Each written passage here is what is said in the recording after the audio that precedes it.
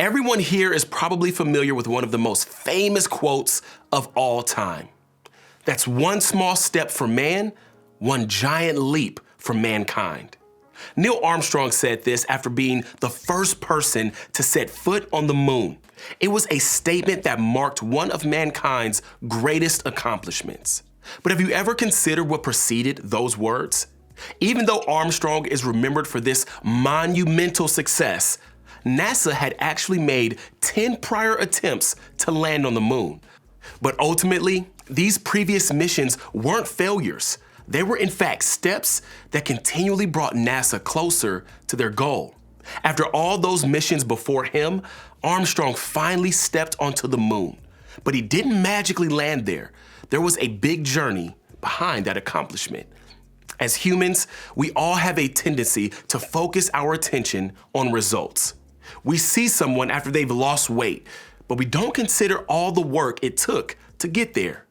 We see a quarterback helping his team win the Super Bowl, but we don't think about all the training behind the win. We see someone sing on stage at a concert, but we don't think about all of the practice behind that performance. We see someone get a promotion, but we don't see the hours and hours that they've worked. We admire achievement, but the journey to get there, not so much. It's why instant products are so popular. We have instant pots, instant rice, and microwaves. It's why there always seems to be a new weight loss pill that promises easy results. We'll buy whatever we need to speed up the process. But the good things in life don't happen that way. People aren't born already knowing algebra or how to play the piano. Athletes don't make it to the Olympics after one day of training. Achieving something great takes time. It requires progress little by little and bit by bit. It's easy to have these same expectations in our relationship with God. We want the big faith, the answered prayers, the close walk with God without having to go through the steps to get there. When it comes to our faith, we want to feel like we've arrived, like we've made the big giant leap to the moon, but without taking the necessary steps. We want to jump right to the results. We have an idea of what a mature Christian should be, and we want to be one, but we're frustrated when we aren't there yet. And just as with everything else in life, we may look for shortcuts or easy paths to spiritual growth. As you might imagine, Jesus had something to say about this very subject. We find it in the book of Mark, one of the 4 books in the Bible that chronicles Jesus' life. Here's what Jesus said about what it looks like to arrive in our faith. If any of you wants to be my follower, you must give up your own way, take up your cross, and follow me. If you try to hang on to your life, you will lose it. But if you give up your life for my sake and for the sake of the good news, you will save it. Jesus has a goal for us, and that goal is to save our lives. But it's not easy and it's not a quick process. There are steps, small steps, big steps, forward steps, even backward steps. But regardless of what the journey looks like, Jesus is simply inviting us to move in his direction, to say no to your ways and yes to his. But denying yourself isn't a one-time decision. On Sunday evening, you may find yourself incredibly motivated to get up early and hit the gym. But on Monday morning, when your alarm goes off, that motivation is nowhere to be found. But changes don't happen with one early morning wake up. They happen with commitment over time, step by step. The Bible actually provides us with a great character study in the art of growing through perseverance. That character study is the life of the Apostle Peter. Peter was an integral leader of the early church, but he didn't instantly become that leader just by being with Jesus. It took time. We find one of Peter's biggest steps in the book of Matthew. Peter and some of the disciples were on a boat in the middle of the lake when a storm began to surge. The disciples were frightened. Then suddenly they saw Jesus doing the impossible, walking toward them on water. And then they were really scared. Wouldn't you be as well? But here's what happened next. But Jesus spoke to them at once. "Don't be afraid," he he said. "Take courage. I am here." Then Peter called to him, "Lord, if it's really you, tell me to come to you, walking on the water." "Yes, come," Jesus said. So Peter went over the side of the boat and walked on the water toward Jesus. But when he saw the strong wind and the waves, he was terrified and began to sink. "Save me, Lord," he shouted. Jesus immediately reached out and grabbed him. Can you imagine being bold enough, trusting Jesus enough to step onto water? That fact alone is impressive. But then Peter did what most of us would probably do. He looked around and freaked out. After all, he was doing the impossible. And then he started to sink. But as he was sinking in the water, Peter cried out to Jesus. And while that might look like a baby step forward, it was still a step toward Jesus.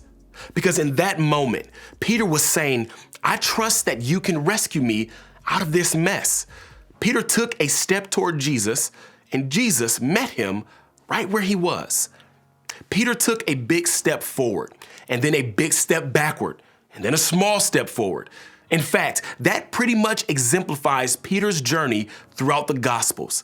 But that journey is what makes him human, which means that while Peter became an incredible, influential leader of the church, he didn't just arrive there.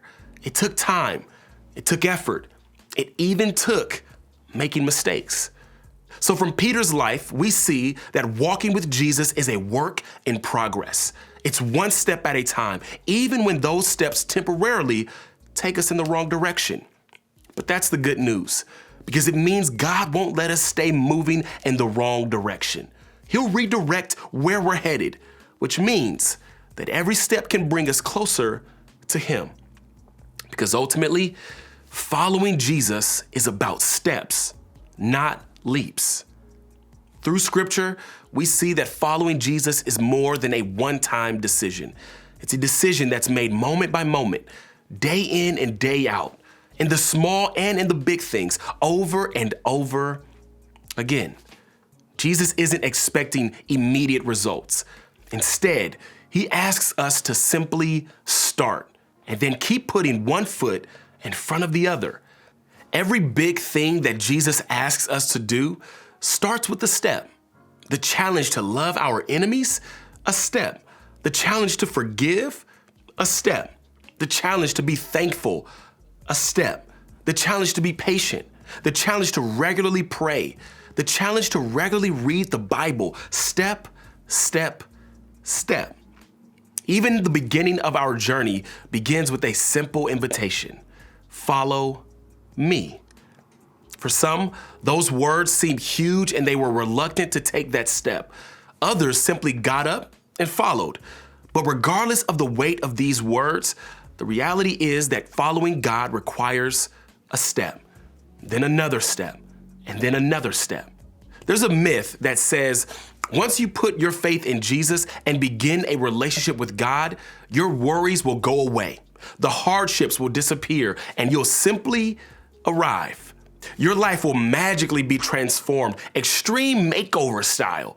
You will immediately kick bad habits, stop swearing, get the job, and restore your finances and relationships. But life doesn't work that way, and neither does God. It's all a process. 2 steps forward, 1 step back, but still moving in the right direction. Maybe you're frustrated with your spiritual journey. Maybe initially you gave it a valiant attempt, but a few weeks later, you were disappointed. It's not that you're fickle, you just may have misunderstood the process or the steps involved. Years ago, I knew a man who was curious about who God is and began attending church. For months, he did this week after week. Eventually, he asked a friend of his at the church what being a Christian was all about. They had a great discussion, and the friend asked if this man wanted to put his faith in Jesus right there. The man responded that he didn't want to commit to that kind of change at the moment. The friend asked why. Essentially, the man said this: Here's why. I see no difference between believers and non-believers.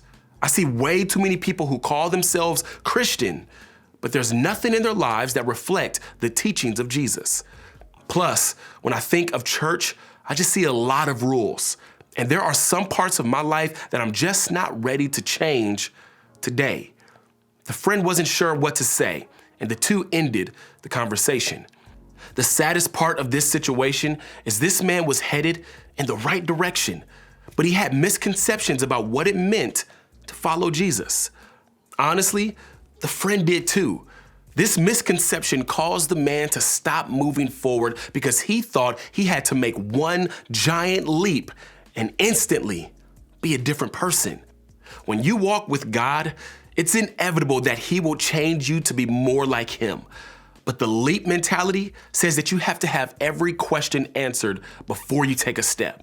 The leap mentality says that you have to work out all your issues before you come to God.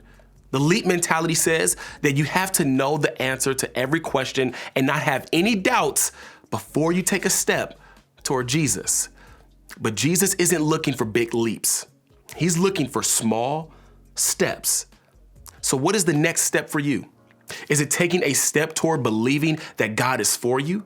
Is it taking the first step toward forgiving someone? Is it taking a step toward trusting God with an area in your life that seems hard to trust Him with? The step will look different for all of us, but the point is the same. Don't waste time worrying about the final result. Just start with the first step. Some of you are beating yourself up because you can't make the leap toward a perfect spiritual life. Or you're frustrated because your life isn't where you think it should be. You're so completely focused on where you want to be that you can't take the steps to get there. But that's a mental trap. It's all about the steps, even if it's small steps or barely moving steps. Some days you'll do better than others. And when you don't do it well, do what Peter did when he was failing and literally sinking. Call out to Jesus and get up and try again. Consider this. What if God doesn't hold that same expectation for you that you have for yourself? What if He doesn't expect you to be a perfect replica of someone else? What if you could get from here to where you want to be just by taking steps each day?